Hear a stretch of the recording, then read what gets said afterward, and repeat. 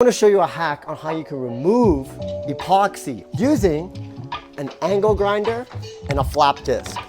Beast mode time.